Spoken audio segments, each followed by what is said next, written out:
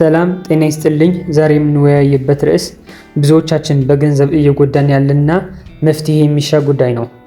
የበረራ ትኬት ዋጋ እንዴት ይወሰናል?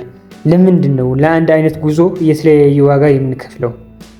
አየር መንገዶች የገቢ አስተዳደር ስርዓት (Revenue Management System) የተባለ ሶፍትዌር ይጠቀማሉ። ይህ ሶፍትዌርን ዋጋ በየሰከንዱ የሚቀያየረው በሰው ፍላጎት ሳይሆን በሂሳባዊ ቀመር ወይም አልጎሪዝም ነው።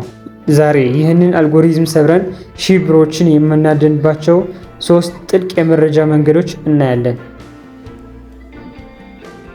የመጀመሪያችን መንገድ ዲጂታል ክትትል እና የመረጃ አጠቃቀም። ተለዋዋጭ የዋጋ አወሳሰን ዳይናሚክ ፕሪሲንግ። አየር መንገዶች የእርስዎ የኢንተርኔት አድራሻ IP አድረስ እና ኩኪስ የተባሉ ዲጂታል አድራሻዎች በቅርበት ይከታተላሉ። አንድን ጉዞ ደጋግመው ሲፈልጉ ሲስተሙ ይህ መንገደኛ ለመሄድ ወስነዋል የሚል መደምደሚያ ላይ ይደርሳል። በዚህ ጊዜ ዋጋው በሰው ሰራሽ መንገድ እንዲጨምር ይደረጋል። ይህንን ለማስቀረት ሚስጥራዊ የአሰሳ ዘዴ ኢንኮግኒቶ ሙድ መጠቀም ብቻ በቂ አይደለም። የብሮዘሮን ታሪክ ቼክ ሙሉ በሙሉ ማጽዳት እና የተለየ መሳሪያ ለምሳሌ ስልክ ካልሰራ በኮምፒውተር መጠቀም የግድ ይላል። የቪፒኤን ሚና አየር መንገዶች እንደ ገዢው አገር ኢኮኖሚክ አቅም ዋጋን ይለያያሉ። ቪፒኤን በመጠቀም ኢንተርኔቱ እርስዎ ያሉበት ቦታ እንዲቀየር ማድረግ ትልቅ የዋጋ ልዩነት ያመጣል።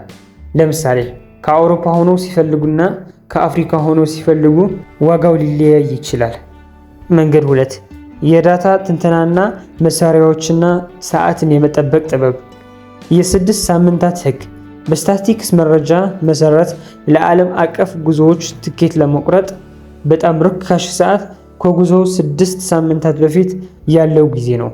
የጉግል ፍላይትስ ጉግል ፍላይት የዋጋ ክትትል ፕራይስ ትሬኪንግ። ይህ መሳሪያ ከአየር መንገዶች የዋጋ መዋዥቅ ለረጅም ጊዜ ያጠናል። ዋጋው ከመደበኛ በታች ሲወርድ ብቻ መቁረጥ ትርፋማ ያደርጋል። አማራጭ አየር ማረፊያዎች ወደ አንድ ዋና ከተማ ለመሄድ ከከተማው ራቅ ብለው የሚገኙ አነስተኛ ኤርፖርቶች መጠቀም እስከ 30% ቅናሽ ሊኖረው ይችላል። ለምሳሌ ዋናው ኤርፖርት ውድ ከሆነ አቅራቢያ ያለ ሌላ ኤርፖርት መምረጥ የተሻለ ነው። የሳምንቱ ቀናት ማክሰኞና ረቡዕ አየር መንገዶች ዝቅተኛ ሽያጭ የሚያስመዘግቡባቸው ቀናት በመሆናቸው በእነዚህ ቀናት የሚደረጉ በረራዎች ሁልጊዜም ርካሽ ናቸው። መንገድ 3 የረቀቁ የቲኬት አቆራረጥ ድብቅ ከተማን መጠቀም ዘዴ ሂድን ሲቲ ቲኬቲንግ። ይህ ብዙዎች የማይነግሩት ሚስጥር ነው። በአንድ ጊዜ ከአዲስ አበባ ወደ ለንደን ከመሄድ ይልቅ ከአዲስ አበባ ተነስቶ ለንደን ላይ አርፎ ወደ ፓሪስ የመሄድ ትኬት ቆርጦ ለንደን ላይ መውረድ ርካሽ ሊሆን ይችላል። ይህ ዘዴ ስኪፕላጊንግ ይባላል። የገንዘብ ምንዛሬ ከረንሲ ኤክስቼንጅ ትኬቶን በሌላ አገር ገንዘብ ለመቁረጥ መሞከር። አንዳንዴ የምንዛሬ ልዩነት በራሱ የዋጋ ቅናሽ እንዲያገኙ ያደርጋል። ባለብዙ ከተማ ስትራቴጂ መልቲ-ሲቲ ስትራቴጂ በአንድ አየር መንገድ ብቻ ከመሄድ ይልቅ የተለያዩ አየር መንገዶችን በማቀላቀል የሚቆረጥ ትኬት ከፍተኛ ገንዘብ ያስቀራል። በአጠቃላይ የበረራ ትኬት ዋጋ ተለዋዋጭ ነው።